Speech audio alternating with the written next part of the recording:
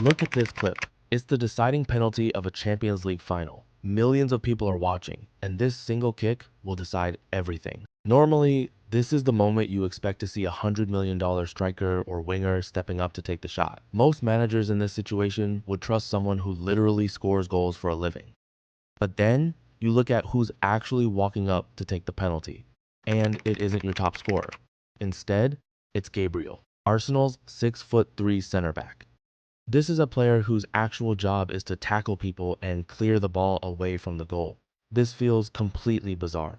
If you told a football fan from 20 years ago that some of the most important penalties in modern football would be handed to central defenders, they'd think you were crazy. Defenders are often seen as clumsy, physical players who lack the technical ability and composure that you need to slot away a penalty like this. And if this shot is anything to off, that stereotype is not too far away from the truth. And yet, over the last few seasons, we keep seeing this happen. From European club shootouts to the knockout rounds of the World Cup, more and more managers are bypassing their creative wingers and trusting their center backs with the season on the line. So, why is this happening? Why has modern football suddenly decided that the best person to save a team under pressure is the person who rarely scores from open play? And even worse, someone who has probably never scored a penalty in their career? Well, we think we have an answer, and it has completely changed how elite teams look at the psychology of scoring. For decades, the unspoken rule of football was simple. Your best goal scorer takes the penalties. It doesn't matter if it's a meaningless club friendly or the final of the World Cup. If you're a striker, scoring is your greatest strength. And many people think that scoring a one-on-one against the goalie should be a guaranteed goal. But according to sports psychologists, that assumption actually creates a hidden disadvantage. When you're one of the best penalty takers in the sport, you're going to take a lot of penalties. It's pretty simple, but think about it this way.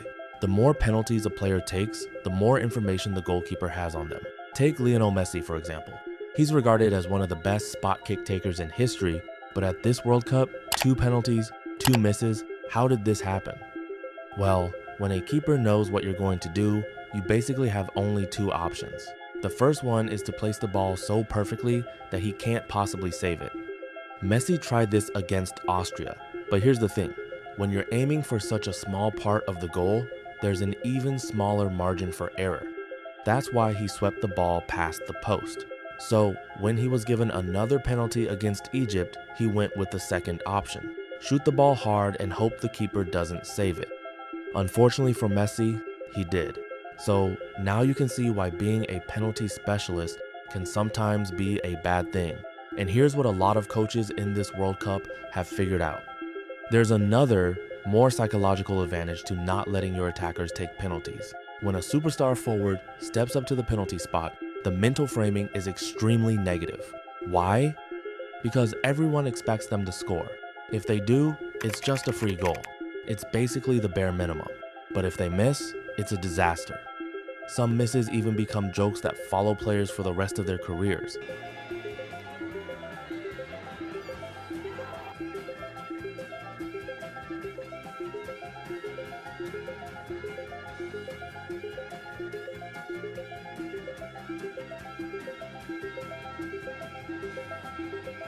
The pressure isn't just about winning the game, it's about protecting their entire reputation.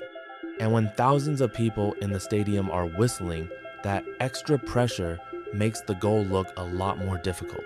Strikers are naturally prone to overthinking in these moments. Sometimes they try to outsmart the keeper and change their mind mid-shot. But for a center back, the narrative is completely different. While attackers are often seen as mentally weak, sometimes self-centered brats, defenders are often looked at as the leaders of the team. They see the whole field and organize the structure in the middle of the game. Of course, these are only stereotypes, but thinking about it that way might help you understand why coaches like Arteta allow their defensive rocks to step up in the biggest moments. Nobody expects a defender to be a master penalty taker. If he misses a penalty, fans are usually much more forgiving. They often blame either the manager for picking them to take it or the forwards for not taking it instead. Because they have virtually nothing to lose, their brains are entirely clear of that extra anxiety. They don't have to worry about making a statement, ending a goal drought, or protecting their reputation. They just have to put the ball in the net. And that brings us to the actual mechanics of taking a penalty. Football analysts have spent years studying the spot kick, and they've shown something really interesting. A penalty is not a test of technical flair. At its core, a penalty is a standardized, repetitive drill. The ball is stationary. The goalkeeper cannot move off their line early. To score a penalty with a 90% success rate, you don't need the creativity of Neymar, the power of Ronaldo, or the ball control of Messi, although those are all helpful. You just need to make a single movement consistently, without letting the environment change your shot. And who is better at executing repetitive, high-stakes actions under pressure than a center back? Think about what a defender does for 90 minutes. They spend the entire game making vital decisions, avoiding mistakes, and all of this is done under extreme pressure. If a defender misplaces a single pass, it's a goal for the other team. These are players that understand the consequences of an error far better than any striker ever could. That's why you almost never see a defender take a penalty while staring down the goalkeeper or trying to chip it down the middle.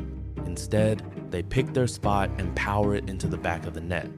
But there's another massive factor that explains why this trend is happening right now. The definition of a center back has completely changed. 20 years ago, central defenders were picked almost exclusively for their physical attributes. Height, strength, speed, and aggression were looked at as the most important characteristics of a great center back. They were told to win headers, tackle hard, and get rid of the ball. They didn't need to be technically brilliant on the ball because they had midfielders to handle the passing. In the modern game, though, this has completely changed. Modern center backs are often just as skilled as the midfielders playing ahead of them. They are required to dribble through waves of pressing, ping 50-yard passes to their wingers, and keep their composure at all times. All that is to say that the required technical ability that a center back needs to even reach the professional level is higher than it has ever been. So, when a match goes to a penalty shootout and the regular takers are substituted or exhausted after 120 minutes of running, managers look to their center backs who possess both the accuracy to hit the corner and the psychological resilience to handle the stress. So, even though it's been a bad year for center backs taking penalties, don't be surprised when this trend continues, and we might even see defenders as their team's primary penalty takers in the near future.